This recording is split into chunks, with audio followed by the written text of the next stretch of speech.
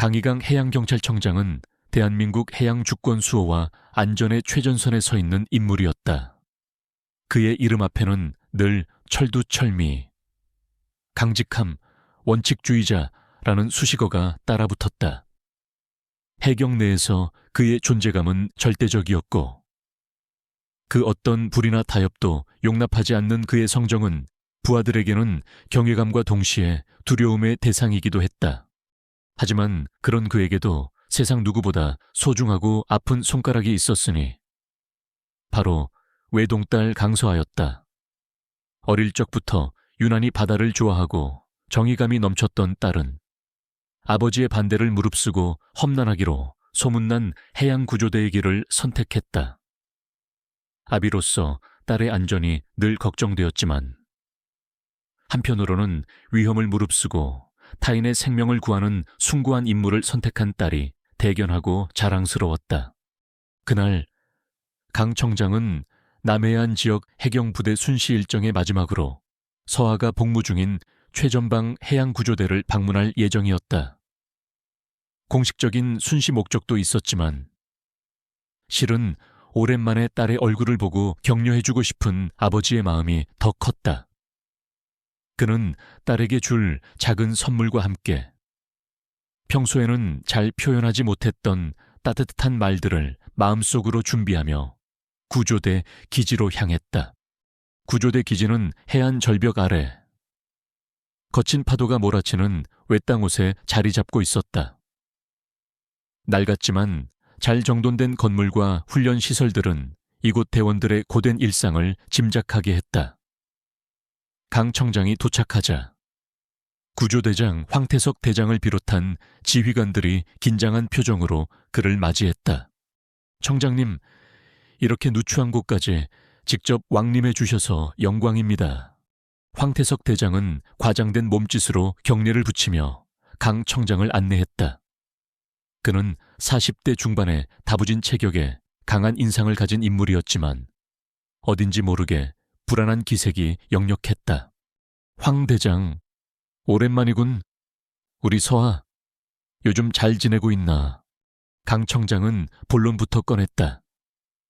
딸의 안부가 가장 궁금했기 때문이었다. 황 대장의 얼굴에 순간 당혹스러운 표정이 스쳐 지나갔다. 아, 네. 청장님, 강서아 대원은 워낙 강인하고 훈련도 잘 받고 있습니다. 다만 오늘 아침에 있었던 해상인명구조훈련 중에 작은 사고가 좀 있었습니다.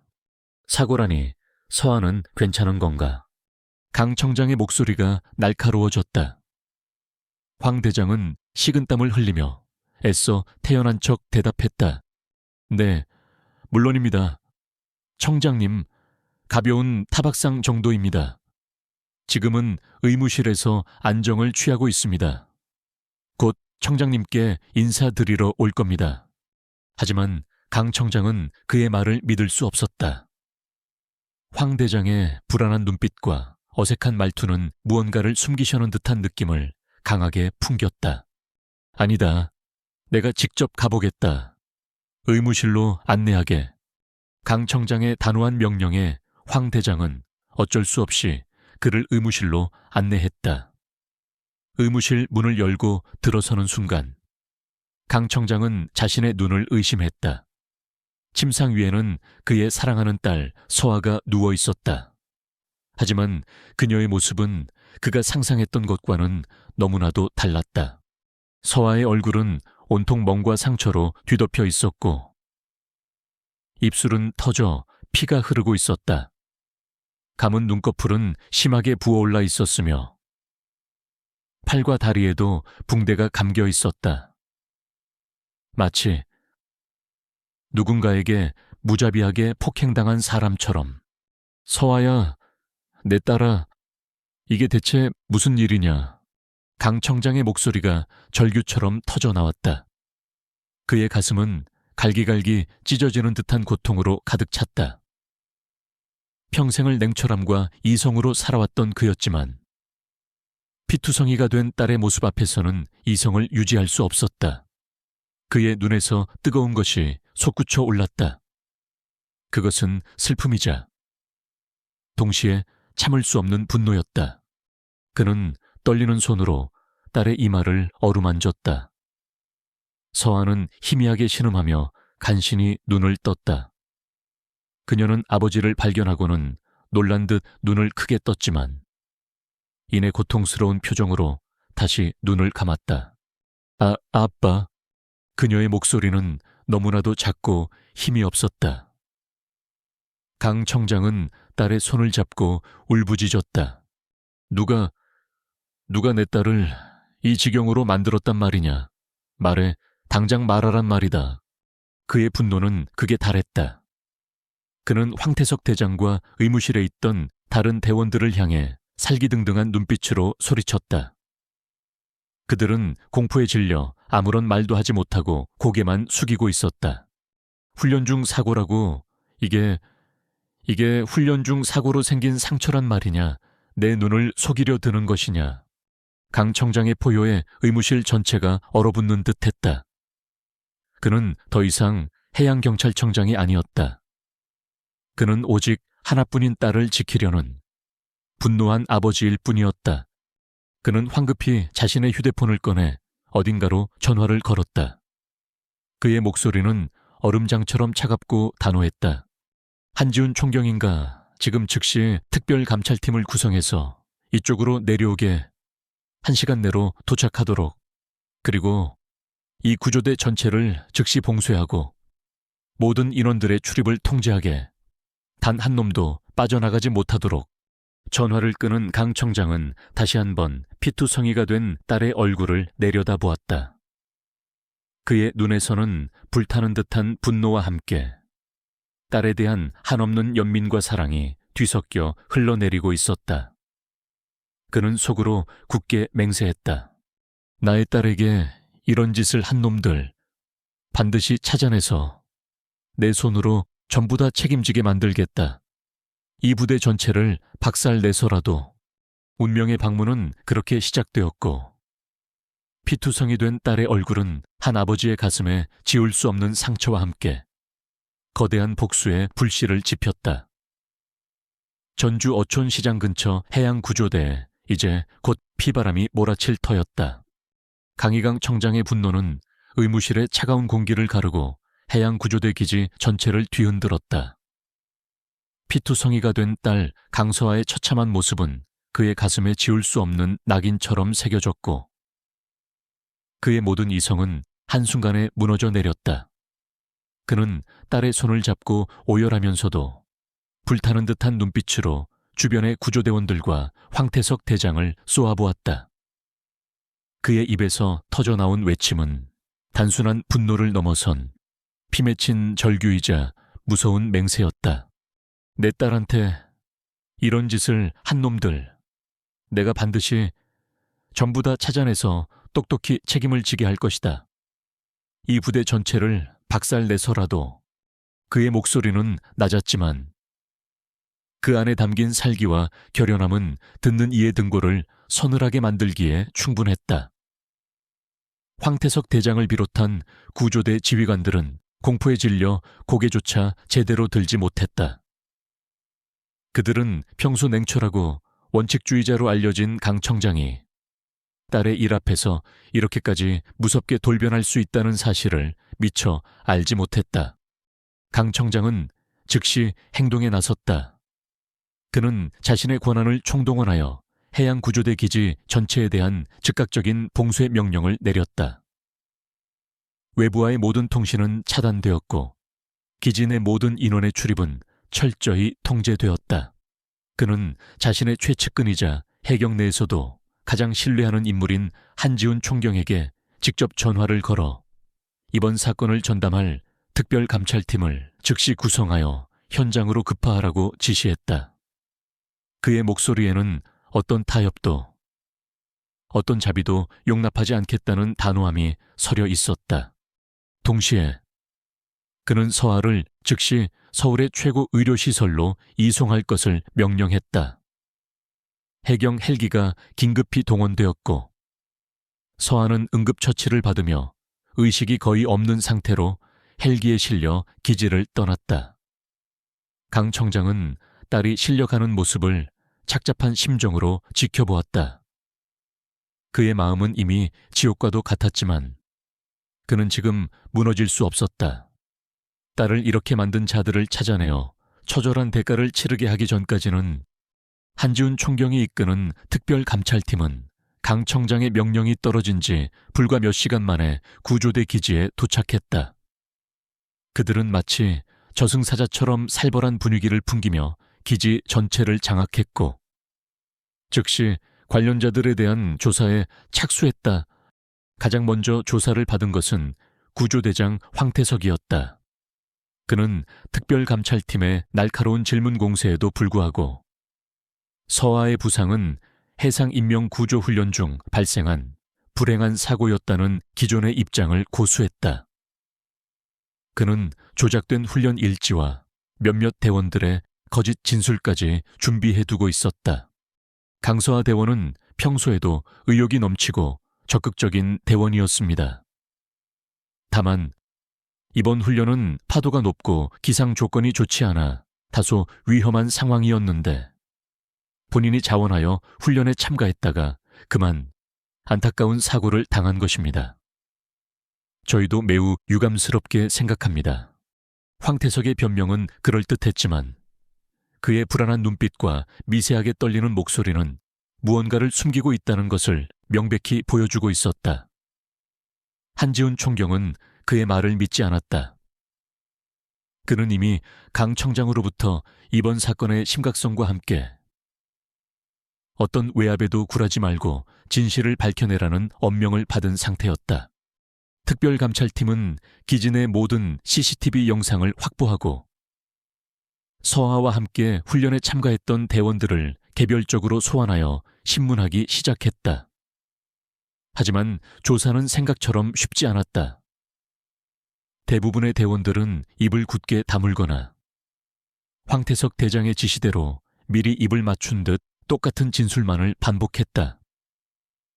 그들 사이에는 보이지 않는 침묵의 카르텔이 형성되어 있는 듯했다. 강 청장은 서울의 병원에서 서하의 곁을 지키면서도 한지훈 총경으로부터 실시간으로 조사 상황을 보고받았다.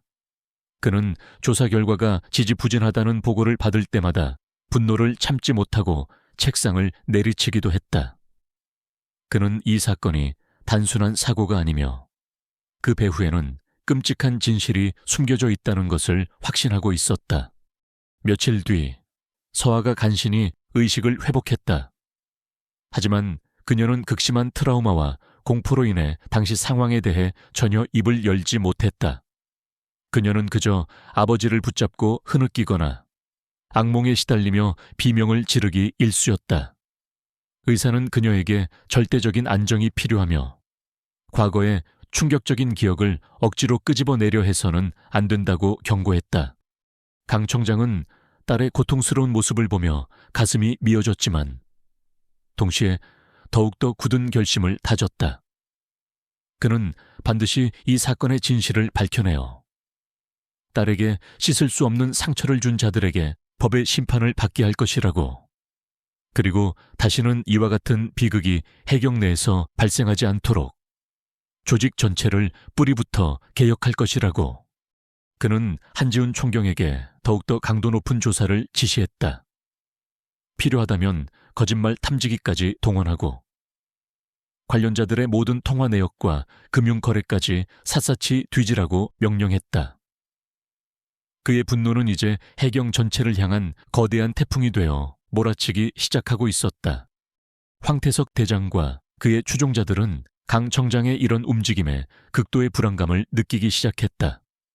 그들은 자신들의 범죄가 드러날 경우 어떤 처벌을 받게 될지 잘 알고 있었기에 더욱더 필사적으로 진실을 은폐하려 했다. 그들은 서로 입을 맞추고 증거를 인멸했으며 심지어 특별감찰팀 내부에도 자신들의 사람을 심어 조사를 방해하려는 시도까지 했다. 하지만 강희강 청장의 분노와 결심은 그 무엇으로도 막을 수 없었다. 그는 딸을 위한 아버지의 이름으로 그리고 해경의 수장으로서 이 추악한 사건의 진실을 밝혀내기 위한 외롭고도 힘겨운 싸움을 시작한 것이었다. 그의 가슴 속에는 오직 하나의 목표만이 남아있었다. 내 딸에게 이런 짓을 한 놈들 전부 다 책임지게 해. 그 맹세는 이제 곧 현실이 될 터였다. 조사는 시작되었고 그 끝에는 아무도 예상하지 못한 거대한 진실이 기다리고 있을지도 몰랐다. 강희강 청장의 서슬퍼런 분노와 함께 시작된 특별감찰팀의 조사는 해양구조대 기지 전체를 얼어붙게 만들었지만 사건의 진실은 쉽게 모습을 드러내지 않았다. 황태석 대장을 비롯한 구조대 지휘부는 입이라도 맞춘 듯 강서와 대원의 부상이 훈련 중 발생한 불행한 사고였다는 주장만을 앵무새처럼 되풀이했고 관련자들의 진술은 마치 잘 짜인 각본처럼 일사불란했다. 그들은 거짓의 장막 뒤에 숨어 진실을 은폐하려는 검은 속셈을 노골적으로 드러내고 있었다. 한지훈 총경이 이끄는 특별감찰팀은 밤낮을 가리지 않고 조사를 진행했지만 번번이 벽에 부딪혔다. 사고 당시의 훈련 일지는 의심스러울 정도로 완벽하게 작성되어 있었고 현장 CCTV 영상은 우연한 기기 고장으로 인해 가장 중요한 순간의 기록이 삭제되어 있었다.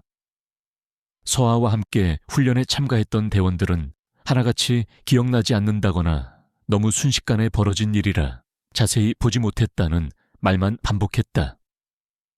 그들의 눈빛에는 알 수 없는 두려움과 불안감이 서려 있었지만 그 누구도 먼저 입을 열려 하지 않았다. 황태석 대장은 겉으로는 감찰팀의 조사에 성실히 협조하는 듯 보였지만 뒤로는 교묘하게 조사를 방해하고 있었다.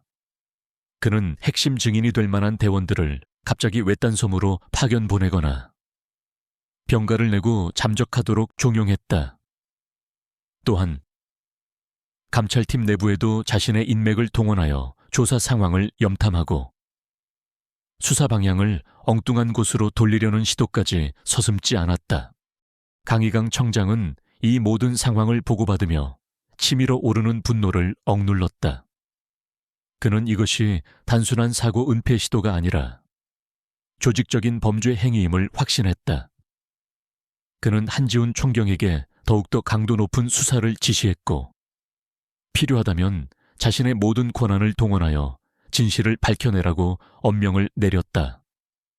그의 분노는 단순히 딸을 위한 아버지의 마음을 넘어 해경 전체의 명예와 기강을 바로 쓰려는 조직의 수장으로서의 책임감에서 비롯된 것이었다. 한편 병원에서 치료를 받고 있던 강서아의 상태는 조금씩 호전되고 있었지만 그녀의 마음은 여전히 굳게 닫혀 있었다. 그녀는 사고 당시에 대한 질문에는 극도의 공포감을 드러내며 입을 다물었고 밤마다 악몽에 시달리며 비명을 지르기 일쑤였다. 그녀의 꿈속에는 검은 그림자들이 나타나 그녀를 위협했고 차가운 바닷물이 그녀의 숨통을 조여오는 듯한 끔찍한 환영들이 반복되었다. 하지만 그녀의 무의식적인 반응 속에서 한지훈 총경은 몇 가지 불길한 징후들을 포착했다. 서하는 특정 단어, 예를 들어 선배, 집합, 얼차려 같은 를 들을 때마다 극도의 불안감을 보였고 간호사가 주사기를 들고 다가올 때면 자신도 모르게 몸을 움츠리며 방어적인 자세를 취했다. 또한 그녀는 잠결에 잘못했습니다. 제발 살려주세요. 같은 알 수 없는 말들을 중얼거리기도 했다.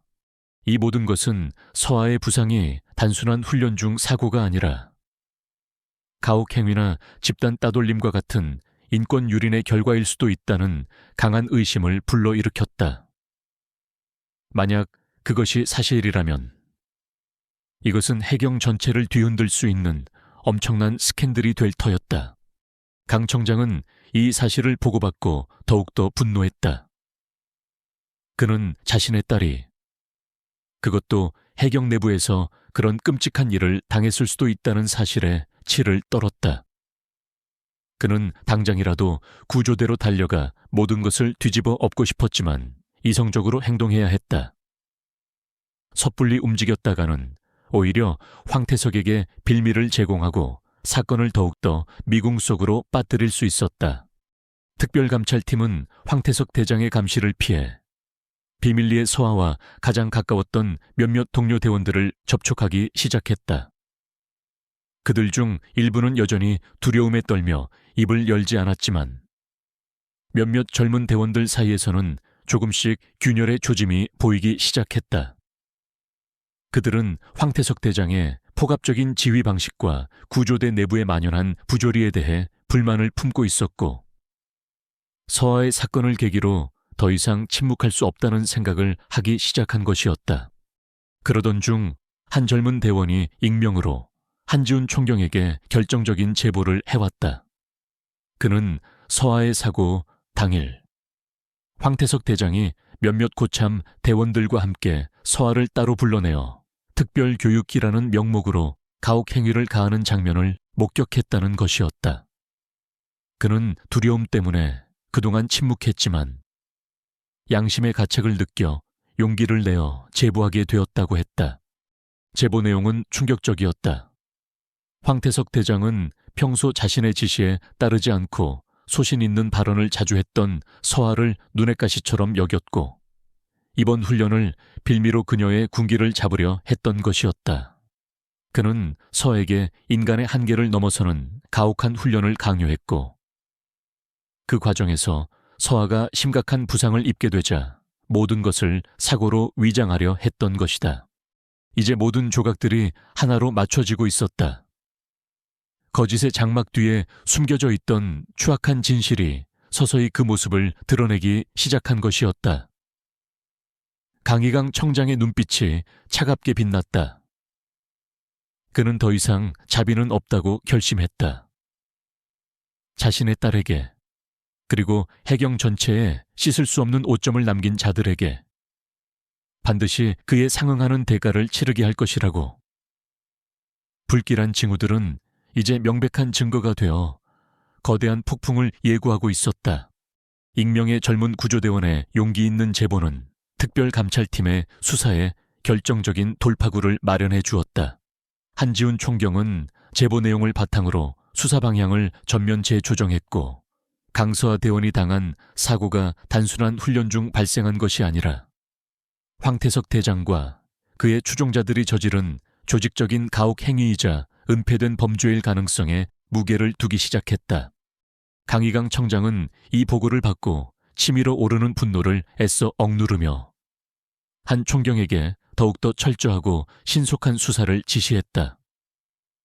그의 마음속에는 이미 황태석과 그 일당들을 갈기갈기 찢어 죽이고 싶은 충동이 들끓었지만, 그는 이성적으로, 그리고 법의 테두리 안에서 그들에게 가장 혹독한 대가를 치르게 하리라 다짐했다. 특별감찰팀은 제보자의 신변을 철저히 보호하는 동시에 그가 지목한 다른 목격자들을 비밀리에 접촉하기 시작했다. 처음에는 모두 두려움에 떨며 입을 열지 않았지만 강 청장의 비호와 한 총경의 끈질긴 설득 끝에 몇몇 양심적인 대원들이 용기를 내어 진실을 털어놓기 시작했다. 그들의 증언은 충격적이었다.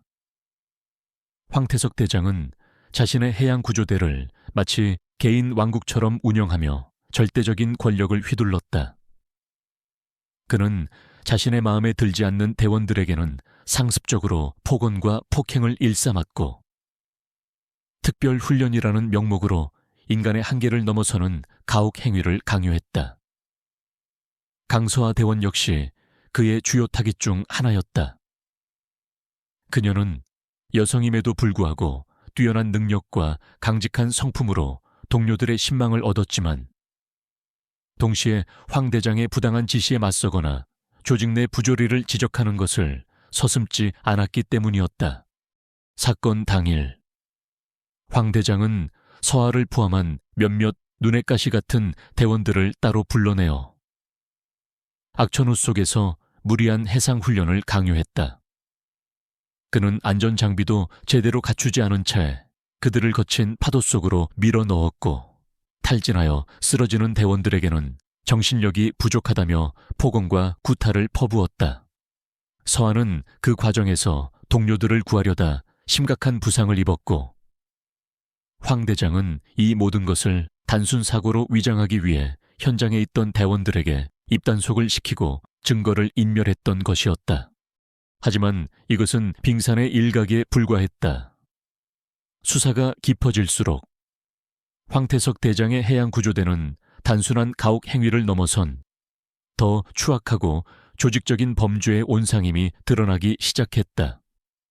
그들은 자신들의 관할 해역에서 불법 조업을 하는 어선들을 눈감아주는 대가로 정기적으로 상납금을 받아왔고, 압수한 밀수품들을 빼돌려 뒷돈을 챙겼으며, 심지어는 해상사고를 위장하여 보험금을 타내는 사기 행각까지 벌여왔던 것이다. 강서안은 우연한 기회에 이러한 비리의 일부를 감지했고 이를 상부에 보고하려 했던 것으로 추정되었다. 황태석은 자신의 범죄가 탄로 날 것을 두려워하여 이번 특별훈련을 빌미로 그녀를 제거하거나 최소한 재기불능 상태로 만들려 했던 것이었다. 이 모든 사실을 알게 된 강희강 청장은 더 이상 말을 잇지 못했다. 그의 얼굴은 분노와 슬픔, 그리고 이루 말할 수 없는 배신감으로 일그러졌다. 그가 평생을 바쳐 지켜온 해경 조직 내부에서, 그것도 국민의 생명과 안전을 책임져야 할 해양구조대가 이토록 썩어 문드러져 있었다는 사실을 그는 도저히 용납할 수 없었다. 내부로부터의 부패, 이것이 바로 내 딸을 죽음 직전까지 몰고 간 진짜 원흉이었단 말인가. 강 청장의 목소리는 낮게 가라앉아 있었지만 그 안에는 지옥의 불길보다 더 뜨거운 분노가 들끓고 있었다. 그는 한지훈 총경에게 당장 황태석을 비롯한 관련자 전원을 긴급 체포하고 그들의 모든 범죄 증거를 확보하라고 명령했다.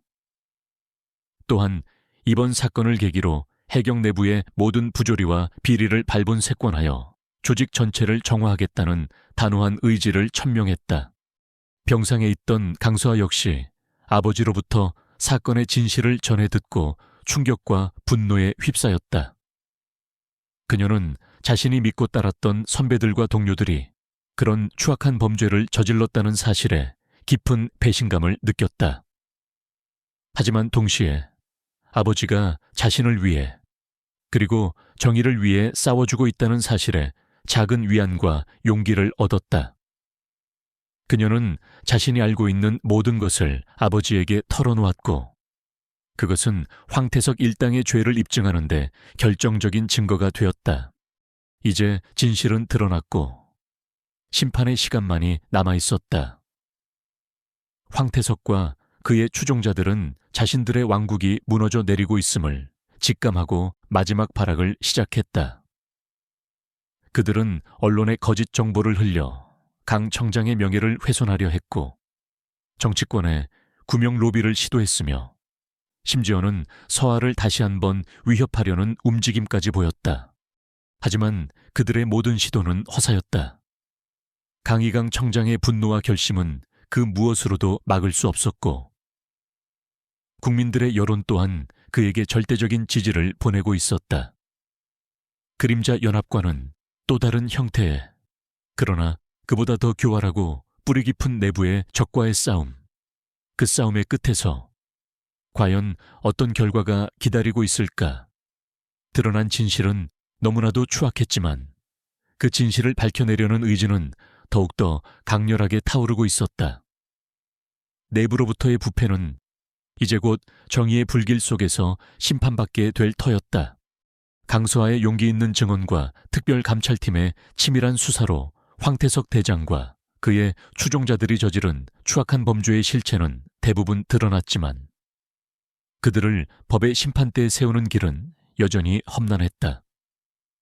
황태석은 해양구조대라는 폐쇄적인 조직 내에서 수년간 절대 권력을 휘두르며 자신만의 왕국을 구축해왔고 그의 검은 손길은 해경 내부 깊숙한 곳까지 뻗어 있었다. 그는 쉽게 무너질 상대가 아니었다. 강희강 청장은 이 모든 상황을 예의주시하며 한지훈 총경에게 더욱더 신중하고 철저한 증거 확보를 지시했다. 황태석이 빠져나갈 수 있는 아주 작은 빌미조차 남겨서는 안 되었다.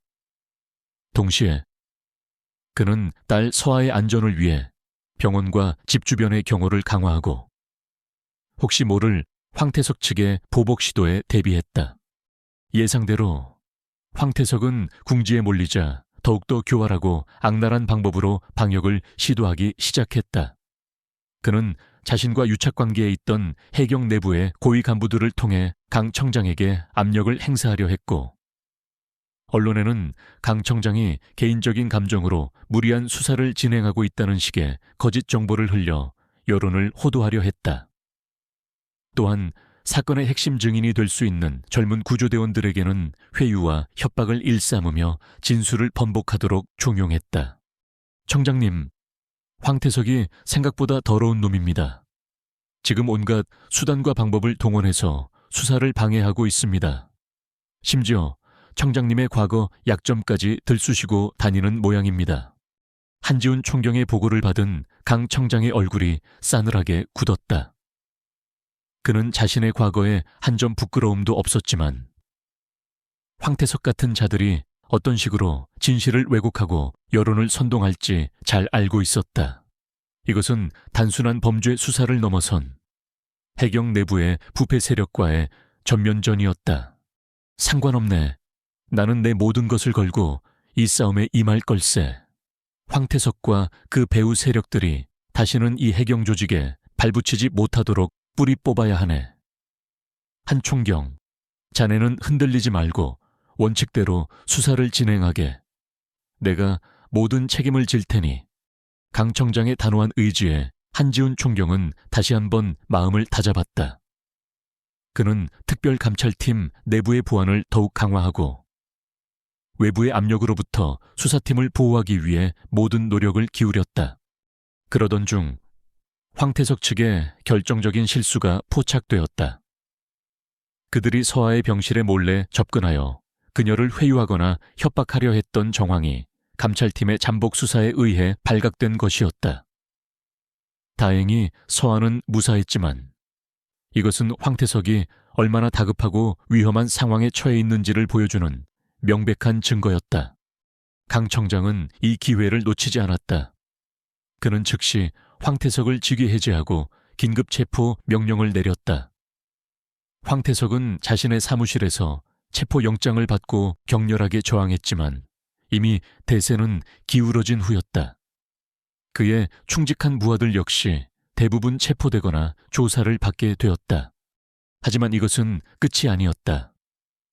황태석의 배후에는 여전히 그를 비호하는 세력들이 남아있었고 그들은 쉽게 물러서지 않았다. 그들은 법정 싸움을 준비하며 강 청장과 특별감찰팀을 향한 정치적인 공세를 강화했다. 해경 내부에서는 강 청장의 독단적인 수사 방식에 대한 비판의 목소리가 나오기 시작했고 그의 리더십에 대한 불신임 움직임까지 감지되었다. 강희강 청장은 사면 초과의 위기에 몰린 듯 보였다. 하지만 그는 결코 흔들리지 않았다. 그에게는 딸 서아의 눈물과 진실을 갈망하는 수많은 국민들의 지지, 그리고 무엇보다 정의를 향한 확고한 신념이 있었다. 그는 정면 돌파를 선택했다. 그는 기자회견을 자청하여 이번 사건의 모든 진실과 함께 해경 내부의 만연한 부패의 실상을 국민들 앞에 낱낱이 공개했다. 그의 용기 있는 고백은 엄청난 파장을 불러일으켰고 국민들의 분노는 하늘을 찔렀다.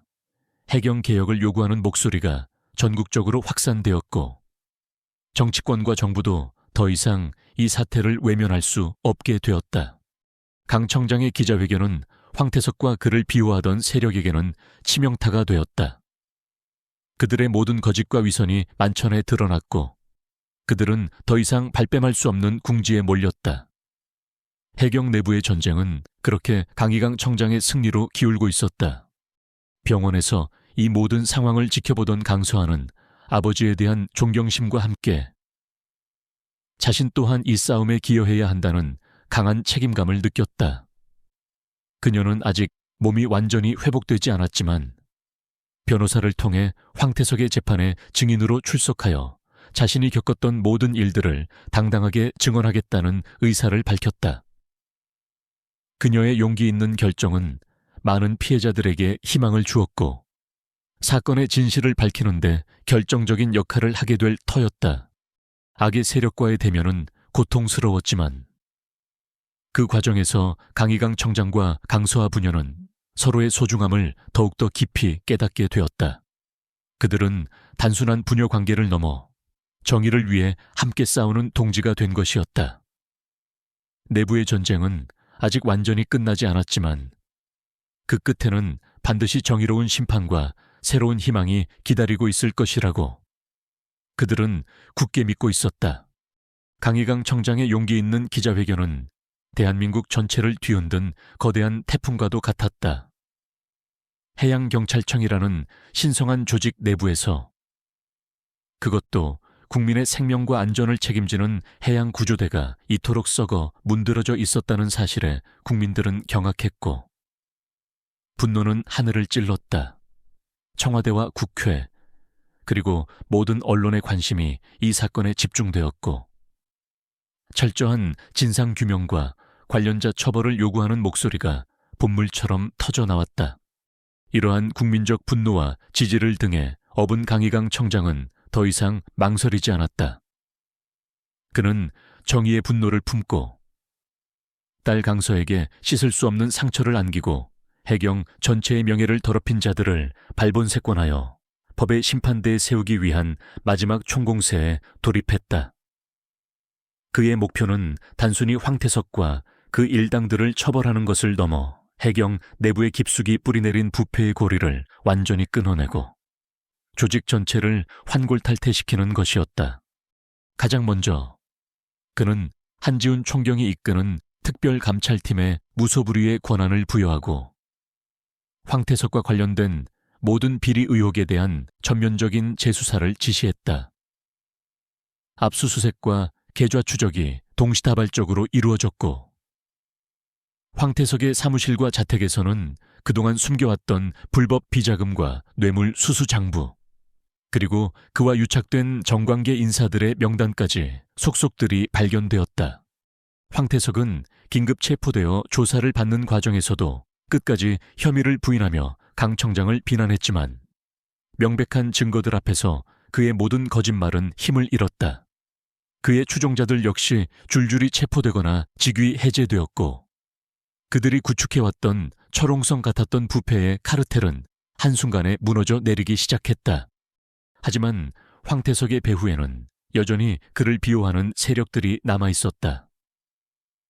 그들은 정치권과 언론을 통해 강 청장의 수사가 표적 수사이자 조직 길들이기라며 비난했고 그의 독단적인 지휘 방식을 문제 삼아 해임안까지 거론하며 압박했다. 해경 내부에서도 강 청장의 강경 일변도 개혁에 반발하는 목소리가 나오기 시작했고 조직은 극심한 내홍에 휩싸였다. 강희강 청장은 이 모든 위협과 반발에도 불구하고 한치의 흔들림도 없었다. 그는 자신의 모든 직위와 명예를 걸고 이 싸움에 임하고 있었다. 그에게는 딸 서아의 눈물과 진실을 갈망하는 국민들의 지지, 그리고 무엇보다 정의를 바로 세워야 한다는 확고한 신념이 있었다. 그는 정면 돌파를 선택했다. 그는 국회 국방위원회에 출석하여 이번 사건의 모든 진실을 다시 한번 밝혔고 해경 내부의 구조적인 문제점들을 신랄하게 비판하며 대대적인 개혁의 필요성을 역설했다. 그의 진심 어린 호소와 구체적인 개혁 방안은 많은 국회의원들과 국민들의 공감을 얻었고 그를 향한 지지 여론은 더욱더 확고해졌다. 마침내 황태석과 그의 일당들에 대한 재판이 시작되었다. 법정은 연일 방청객과 취재진들로 가득 찼고 그들의 추악한 범죄 행각이 하나씩 드러날 때마다 사람들은 분노하고 경악했다. 그리고 그 재판의 가장 중요한 증인은 바로 강서아였다. 몸과 마음에 깊은 상처를 입었지만 서아는 용기를 내어 증인석에 섰다. 그녀는 떨리는 목소리였지만 당시 자신이 겪었던 끔찍한 일들과 황태석 일당의 만행을 숨김없이, 그리고 당당하게 증언했다. 그녀의 눈물 어린 증언은 법정에 있는 모든 사람들의 심금을 울렸고 황태석 일당의 죄를 입증하는 결정적인 증거가 되었다. 재판 결과 황태석은 물론이고 그와 함께 범죄를 저질렀던 모든 관련자들은 법의 엄중한 심판을 받아 중형을 선고받았다.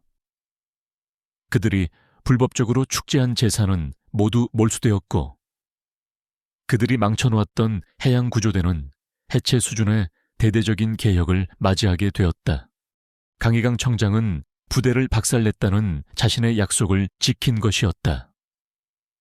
그는 단순히 관련자들을 처벌하는 것을 넘어 부패의 온상이었던 조직 자체를 해체하고 새로운 시스템을 구축함으로써 다시는 이와 같은 비극이 반복되지 않도록 제도적인 장치를 마련했다.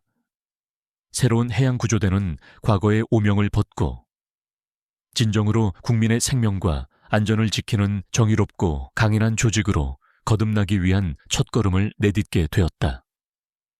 이 모든 과정은 결코 쉽지 않았다. 강 청장은 수많은 외압과 저항에 직면해야 했고 때로는 조직 내부의 배신과 음모에 맞서 싸워야 했다. 하지만 그는 결코 포기하지 않았고 마침내 정의의 분노를 통해 부패한 과거를 청산하고 새로운 미래를 열었다. 사건이 마무리된 후 강희강 청장은 딸 서아의 병실을 찾았다. 서아는 창밖을 바라보며 조용히 미소 짓고 있었다. 그녀의 얼굴에는 아직 상처의 흔적이 남아 있었지만 눈빛은 예전보다 훨씬 더 밝고 평온해 보였다. 아빠, 고맙습니다. 그리고 죄송해요. 저 때문에 너무 힘드셨죠? 아니다. 서아야, 아빠는 괜찮다. 네가 다시 웃을 수 있게 되어서 정말 다행이다. 강 청장은 딸의 손을 잡고 따뜻하게 말했다. 그의 눈가에 이슬이 맺혔다. 정의는 실현되었고 이제 남은 것은 상처를 치유하고 새로운 삶을 살아가는 것이었다. 부대 해체라는 극단적인 선택을 통해 그는 딸에게 그리고 해경 전체에게 새로운 희망을 선물한 것이었다. 그의 정의로운 분노는 마침내 차가운 어둠을 가르고 새로운 새벽을 불러오고 있었다. 황태석 대장과 그의 일당들이 법의 엄중한 심판을 받고 부패의 온상이었던 해양구조대가 해체 수준의 대대적인 개혁을 맞이한 후 전주 어촌 시장 근처의 해양경찰청 기지에는 새로운 바람이 불기 시작했다. 강희강 청장의 정의의 분노는 단순히 한 개인의 복수를 넘어 해경 전체를 뒤흔들고 정화하는 거대한 파도가 되었던 것이다. 새롭게 임명된 구조대장은 강직하고 능력 있는 인물로 과거 황태석의 독단적이고 폭압적인 지휘 방식과는 정반대의 리더십을 선보였다. 훈련 시스템은 안전과 인권을 최우선으로 하는 방식으로 전면 개편되었고 대원들 사이의 부조리와 가혹 행위는 철저히 금지되었다. 또한 내부 고발 시스템이 강화되고 심리상담 프로그램이 도입되는 등 과거의 잘못을 되풀이하지 않기 위한 제도적인 장치들이 마련되었다. 해경 조직 전체에 대한 국민들의 신뢰는 땅에 떨어졌었지만 강 청장의 결단력 있는 개혁과 진정성 있는 노력 덕분에 조금씩 회복의 기미를 보이기 시작했다. 강서아는 병원에서 퇴원한 후 아버지 강희강 청장의 따뜻한 보살핌 속에서 몸과 마음의 안정을 되찾아갔다. 그녀의 얼굴과 몸에는 여전히 그날의 끔찍했던 상처 흔적이 남아있었지만 그녀의 눈빛은 예전보다 훨씬 더 깊고 강인해져 있었다. 그녀는 더 이상 과거의 악몽에 시달리거나 세상에 대한 두려움에 움츠러들지 않았다. 아버지의 헌신적인 사랑과 정의가 실현되었다는 믿음은 그녀에게 큰 용기를 주었다. 서아는 정기적으로 심리상담 치료를 받으며 내면의 상처를 치유해 나갔고 동시에 앞으로 자신이 나아갈 길에 대해 진지하게 고민하기 시작했다. 해양 구조대원으로서의 삶은 그녀에게 너무나도 큰 고통을 안겨주었지만 동시에 바다를 사랑하고 사람들의 생명을 구하는 일에 대한 열정 또한 그녀의 가슴속 깊이 남아 있었다. 몇 달 후 서아는 놀라운 결정을 내렸다. 그녀는 다시 해양구조대로 돌아가기로 결심한 것이었다. 물론 예전처럼 현장에서 직접 구조 활동을 하는 것은 아니었다. 그녀는 자신의 경험을 바탕으로 새롭게 개편된 해양구조대의 신입대원들을 위한 교육 및 훈련 프로그램 개발에 참여하고 특히 여성대원들의 인권보호와 심리상담 지원 업무를 맡기로 했다. 그녀는 자신의 아픔을 다른 사람들을 돕는 데 사용함으로써 과거의 상처를 극복하고 새로운 삶의 의미를 찾아나가기로 한 것이었다. 강희강 청장은 딸의 결정에 처음에는 반대했지만 이내 그녀의 확고한 의지와 진심을 이해하고 지지해 주기로 했다. 그는 딸이 단순한 피해자로 남는 것이 아니라 자신의 상처를 딛고 일어나 더 나은 세상을 만드는데 기여하는 자랑스러운 인물로 성장하리라는 것을 믿어 의심치 않았다. 부녀의 관계는 이번 사건을 계기로 더욱더 깊고 단단해졌다. 그들은 서로의 가장 든든한 버팀목이자 위로가 되어 주었고 함께 웃고 함께 울며 미래를 향해 나아갔다. 강 청장은 여전히 해경의 수장으로서 조직 개혁과 발전을 위해 힘썼지만 이제 그의 리더십에는 이전보다 더 큰 인간미와 따뜻함이 더해져 있었다. 그는 딸을 통해 진정한 강함은 권력이나 힘이 아니라 사랑과 정의, 그리고 공감 능력에서 비롯된다는 것을 깨달았기 때문이었다. 시간이 흘러 전주 어촌시장 근처의 해양구조대는 과거의 어두운 그림자를 벗고 진정으로 국민에게 신뢰받는 강인하고 정의로운 조직으로 거듭났다. 그곳에는 더 이상 부조리나 가혹행위는 존재하지 않았고 대원들은 서로를 존중하고 격려하며 숭고한 임무를 수행해 나가고 있었다. 강서아는 그 변화의 중심에서 묵묵히 자신의 역할을 수행했다. 그녀는 신입대원들에게 자신의 경험을 이야기해주며 그들이 겪을 수 있는 어려움과 고통에 대해 공감하고 조언해 주었다.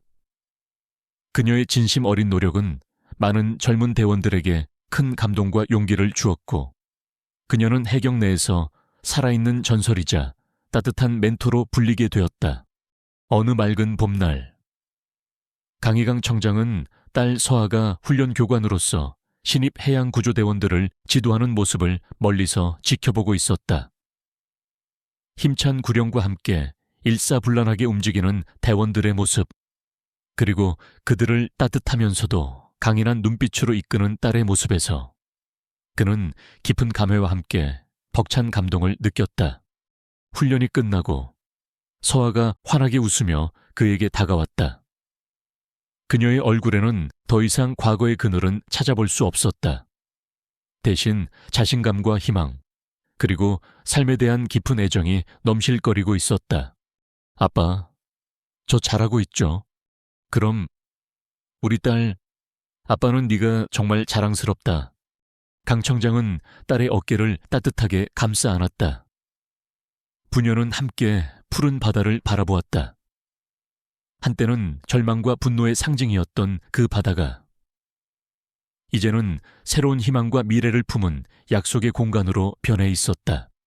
정의는 실현되었고 상처는 치유되었으며 새로운 새벽이 밝아오고 있었다. 강서아의 새벽, 그리고 대한민국 해양경찰의 새벽. 그 새벽을 이끈 것은 한 아버지의 뜨거운 분노와 사랑, 그리고 한 여성의 꺾이지 않는 용기와 의지였다. 그들의 이야기는 앞으로도 오랫동안 많은 사람들의 가슴 속에 깊은 울림으로 남아있을 터였다.